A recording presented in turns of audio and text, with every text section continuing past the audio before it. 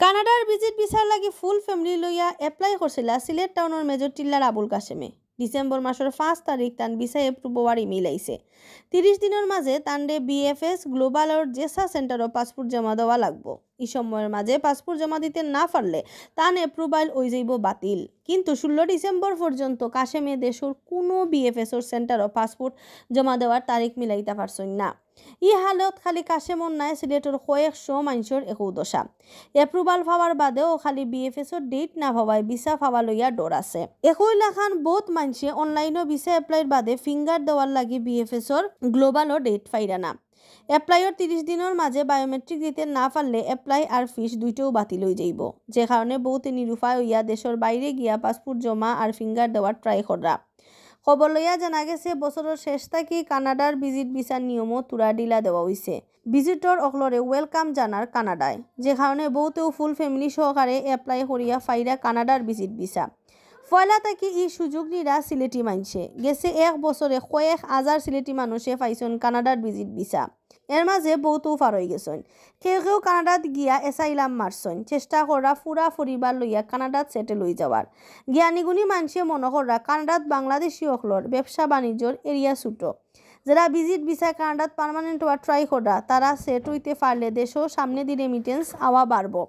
Visit ভিসার নিয়ম ঢিলা হওয়ায় আর বহুতর ভিসা হওয়ায় সিলেট তখন চলে কানাডা যাওয়ার রেস। গাঁও থাকি টাউন যেন বইলায় অনৌ এখন কানাডার মাত। ভিসা এপ্লাইয়ের লাগি রুজু বাক্কা মানুষ গিয়া দোলাও ইরা ট্রেভেলস আর এজেন্সিত। খালি সিলেট টাউনের 100 উপরে ট্রেভেলস আর এজেন্সির কানাডার ভিসা এপ্লাইয়ের প্রসেস করা। আর রুজু তারা বহুতরে ভিসা পাওয়াইয়াও দিরা। দিন দিন ইলান ভিসা পাওয়া মানুষ বাড়ার লগে এখন বারের ফেরেশানি। আগে অনলাইনে এপ্লাই করা 3-4 দিনের ভিতরেও মিলি যাইত ফিঙ্গারের তারিখ। 12 বছরের রিপ্লেসমেন্ট গ্যারান্টি নিয়ে তানভীর মেটালি প্রথম বাংলাদেশে। তানভীর মেটালের স্মার্ট পণ্য ব্যবহার করুন, স্মার্ট হন। বিএফএসএ সিলেটর সেন্টারও গিয়া কোনো জাতর যায় ঝামেলা ছাড়াও মানুষে ফিঙ্গার দিয়া ইত্যা পারছেন। একৌ লাখান ভিসা এপ্রুভালের ইমেল আওয়ার হাফতার মাঝেও মিলত পাসপোর্ট জমা দেওয়ার ডেট। কিন্তু এখন আর হিতাদিন নাই। এপ্লাই করা মানুষের সংখ্যাও বাড়ি যাওয়ায় না মিলের ফিঙ্গারের ডেট, না মিলের পাসপোর্ট জমা দেওয়ার ডেট। গেছে মাসের 2 নম্বর হাফতা থাকি বিএফএসর সার্ভার হামেশাও ডাউনর। সার্ভার চালু থাকলেও সিলেট সেন্টারও ফিঙ্গার আর পাসপোর্ট জমা দেওয়ার ডেট পাওয়া যান না। সিলেটও না পাইয়া বহুতে ঢাকা আর নাই চিটাগাং বিএফএস সেন্টারও যাইরা। গেছে 2 হাফতা ধরি দেশের কোনো সেন্টারও আর ই সুবিধা মিলেন না। আখতা কিছু সময় লাগে সার্ভার চালু হইলে কেউ ডেট লইতা পাররা। এর বাদেও বেশিরভাগ মানুষ লটকি রইছেন বিএফএসর ডেটর লাগে। ই বাইরে দেশও পাসপোর্ট জমা দিতে না পারায় বহুতে এখন বাইরে যাওয়ার চিন্তা করা। নেপাল, শ্রীলঙ্কা, দুবাই আর সৌদি বিএফএসও সেন্টারও পাসপোর্ট জমা দেওয়ার লাগে রেডিও ইরা বহুত মানুষ।